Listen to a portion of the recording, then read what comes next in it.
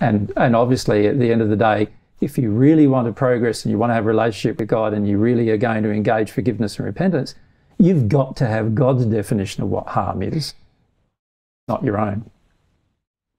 So I have a personal question for you about that, because you're someone who, by your own admission, you know, still has emotions which preclude God's truth about certain matters within you. Definitely.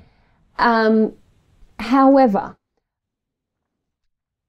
it's very striking to live with you and observe the way you employ logic about when you are being harmed and when you aren't. So even though there's times where you might even feel sad about something, I've watched you over the years say, well, hang on, no, that's coming from an expectation that I have. That's unloving. That's unloving, and I know that. My question for you then is, do you feel that that comes as a result of either A, receiving some of God's love within you, so having more of a sense of a sense of what real love constitutes, as in it never involves expectation or obligation, and you know that emotionally, even though you might still have a remaining precluding emotion? Or it seems to me, B, it's also supported by your very strong commitment to become a self-responsible person entirely. And so you hold yourself to an account that I've never encountered in anyone else. Or is it something, just a connection to the conscience that assists you to do that? I don't think it's any one of those things. Right. I think it's a combination of all of those things. Yeah.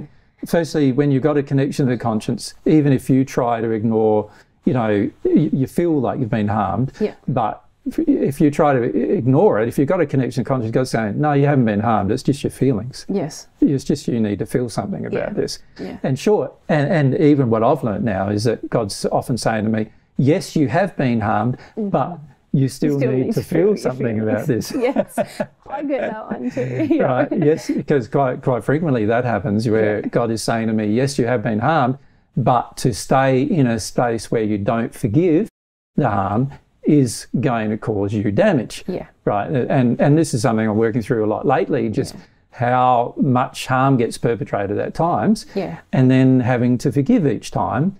And that, you know, that is and learning the lessons of, like, what do I do under those circumstances, even in terms of the loving thing to do. Mm-hmm. That's all part of this process of growth towards the one with God, in fact. Mm-hmm. So there's the conscience mechanism at work. There's also the desire for ethics, which means that I don't, you know, if I have a demand that you meet, then you're allowed to, ethically, would be allowed to have demands that I should have to meet. Yeah. Now I can see straight away that that wouldn't be good, right? So I have a very strict viewpoint of ethics in the sense that I would never demand of you something that I feel that that I shouldn't demand something of you, and I'll also never demand something of you that I would not respond to a demand of from you. Isn't that interesting though? It's more out of your love of me that you don't want me to have to feel obligated to a demand that you have. Then is that what really? Yeah, because at the moment, one of the areas that God's trying to get me to work on is love of self, right? Yeah. So, and obviously this is an area where I haven't been as good as other areas. Yeah. And so that's something that God's been, you know, showing me a lot about, you know, in terms of, you know, learning to love myself, even though very few people around me love me. So you know, trying to work through those emotions. The third thing is the issues of morals, like what is morals from God's perspective? Is it moral to demand something of somebody else that you're not willing to give? Or even if you are willing to give it, does it cause damage to somebody or something if you did? And if it does, then it's not moral to do it. But there's a reasoning you're doing in answering all of these questions that's not purely intellectual, is it? No, because, well, there's also the fact that I've processed a lot of emotions. That was the other thing. You know, I feel obviously, you're very sensitive. 25 years ago, before I started processing emotions, I had far less capability of particularly determining when others were harming me. You know, like back then I'd do almost anything, and work myself into the ground for the sake of other people, and it was and it caused a lot of destruction in my life as a result, even to me personally, but also family and other things too. So you know, I've learned that was a sin, you know, in doing that. You know, back then I was driven to do that all the time. And so I learned that through the law, basically, through the law showing me something that I was resistive to emotionally, understanding or listening to God about. The law showed me, no, that was wrong, you know. And during that time in my life, I was very sick and very unwell all the time, and often in a lot of pain and suffering, emotionally and physically. So I would say there's also this thing of removing from yourself emotions, which is a part of the, you know, process as well. If you don't have emotional clarity, you're not capable of logical thinking. So once I let go of specific emotions, I found that I had a lot more capability to have logical thinking and a lot more capability of being able to receive God's truth via the conscience. So those two, you know, that the dealing with my emotions in a sincere manner had a large effect on it as well. And then there's the issue of desire. What do I desire? Well, I desire a relationship with God in the end. So if I'm not there yet where I'm back into being a condition of sort of at one with God, then my feeling is that I need to work on whatever it is I need to work on to get through that. And so for the most part, I'm self-reflective about every single thing first before I reflect upon what another person's feelings are. And I also choose to feel my feelings first before I reflect as well, or take action. Yeah. Thanks for answering, because I feel that you are an example to everyone. And I feel that if... Not a perfect example yet, though. No, you're an inspiration to me and an example to me, and I have the privilege of spending a lot of personal time with you. And I see the way that you hold yourself to account on those matters that you just spoke about, and I see but not in a self-punishing way either. No, or a self-abusive way. Self-account is perhaps a wrong way. It perhaps indicates sort of a rigidity, whereas I feel it's a developed desire within you to be self-responsible, which is why I said it in the intro. Yeah, but I'm not, I don't persecute myself for having flaws like other people try to do to me frequently. But I do see the need to address the flaws, whatever they be. Yes, so you've developed love of self enough that you're not like harshly critical upon yourself. Because you know God isn't like that with you. Yeah, I don't know. I still haven't worked through that completely. So there are times when I am harshly critical of myself, which is a sin from God's perspective, and I need to work my way through it, which I am trying to do. But I don't give up doing it or avoid doing it. Yeah. So maybe I can rephrase what I was going to say. I see in you a well-developed desire for self-responsibility, which opens you to inspiration, the conscience, God, and also drives you in very, very many loving actions. So you have developed this very strong desire for self-responsibility. I think even greater than that, though, is a strong desire for truth. And God? Yeah, well, both. You know, like I see truth and God almost as synonymous, like one of God's largest qualities. You know, God is truth, and just like God is love. And I just sort of see that truth leads to love. So truth is more important sometimes. When I say more important, it's not, you know, it is a facet of love that cannot be avoided. So it's very important because truth leads you to love. It feels to me like, as I keep reminding people, the three basic things: a desire for love, a desire for truth, and be humble. And have faith. You know, those maybe four things. And they are the key parts to living your life. And if you live your life that way, you will get through everything eventually. Now, it might not be while you're on earth, but you will get through everything eventually. I might not this second time round, I might not complete it on Earth. I don't know. Like, it's an experiment. Yeah. That's the way it is. I've got a lot of very deep problems to resolve, and have already resolved a lot of very deep problems. But this problem of worth is I feel is my worst problem. Yeah. And you know, having those 4 qualities is a necessary part of, or those 4 desires is a necessary part of dealing with them all. So I sort of feel if everyone gets back to the basics, you will go through this process, and you will eventually understand forgiveness and repentance by going through that process. The reason I raised it is because it came up in relation to sensitivity to when I'm being harmed and when I'm harming others. So I see within you a very strong sensitivity to when you may be harming others, and a deep felt desire to not harm others. I see over the years how it's been difficult for you at times to, well, I don't want to put words in your mouth, but there has been some problems with discerning when other people are harming you. I've had a huge amount of problems with that. Yeah. Yeah, a huge amount of problems over my life. There's been a few occasions when I have actually, from God's perspective, harmed others. When I say a few, where I've done it in an emotional state, you know. So not based on just a set of false beliefs that you sincerely felt that they were loving. Yeah. You mean in a state where you went, no. Where I was just upset, you know. Yeah. And I can count them on my hands. Yeah. But every one of them, you know, afterwards distressed me a lot. Yeah. So I've learnt, you know, obviously you've got to still allow your emotions, but the far better alternative is to not take them out on people. Yeah. You know. Well, and it's sort of the reason I raise it is it flies in the face of a lot of common thought on earth today, which is, unless you really love yourself, you can't love others. And to me, it sounds like when I observe your example, no, unless you really know love and the qualities of love, then you can't love others. Or yourself. Or yourself, yeah.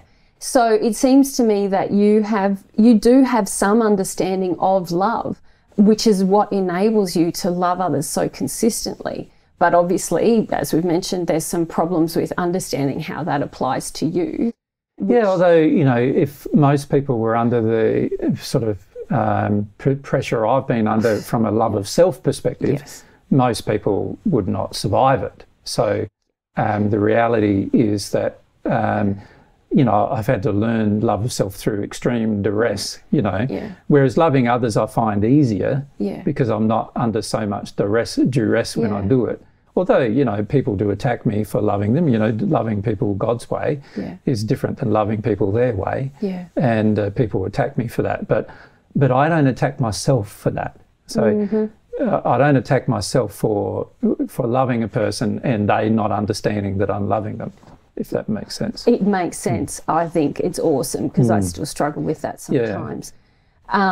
But if let's face it, you're back here on a planet where a good majority of the planet believes that you shouldn't love, you should die for their sins, let them off. Yeah, sacrifice myself. Sacrifice yourself. So it is a lot, it's an immense amount of pressure from a soul-based perspective. You know, I get emotions from nearly 2 billion people about that. Yeah. Which, you know, obviously I've had to, you know, when I was younger, it was very, very hard for me to deal with those emotions.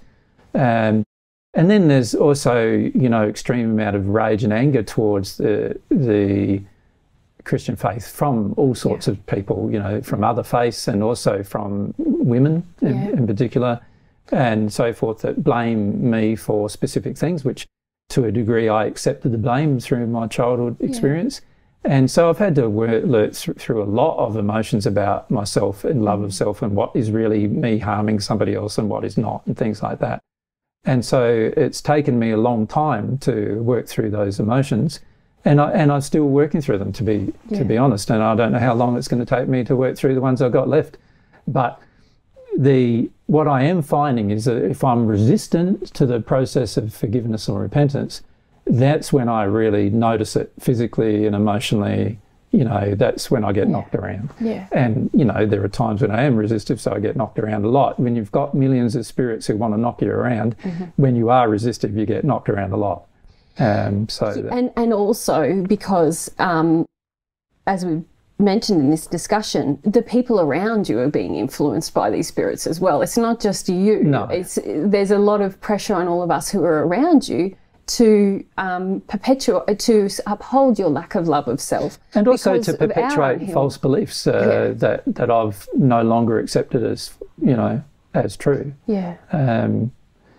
So a lot of people try to put pressure on me to do something that they believe I should be doing. Yeah. When I know I can't do it or shouldn't be doing it. Yeah. Yeah, and so there's a lot of times when a person might be being harmed, and you learn to be a good forgiver. In the end. That's what I see in you, honey, and it's beautiful. Yeah, I'm still not like what I'd call perfect at it, so and that's upsetting me now. Yeah. Like before, there were times when it didn't upset me. I still felt sort of angry or resentful, but now, it upsets me that I'm not forgiving all the time. Yeah. So that's something that I'm still working through and trying to work through, but. These are things, if you can work through these particular things, then you've got a much closer relationship with God. You know what the truth is. You're a lot more settled in yourself. Yeah. Your logic is a lot clearer, and every choice you make is a lot more beneficial to yourself and others. And that's the other thing that I see in you, is that even when you're getting knocked around or things are going bad or whatever, your kind of, I keep using these funny words, but they come to mind, your allegiance to truth and love, your dedication, your deep desire, which is enacted, it gives you a sense of peacefulness. Even like I feel in you, you would be far more distressed if you bowed to the pressure. Yeah. And you feel better about yourself, and I'm mentioning it again because I feel it's an example to others. You feel better and more, I can't find the right word for it, but I see it in you, because it's not pride, and it's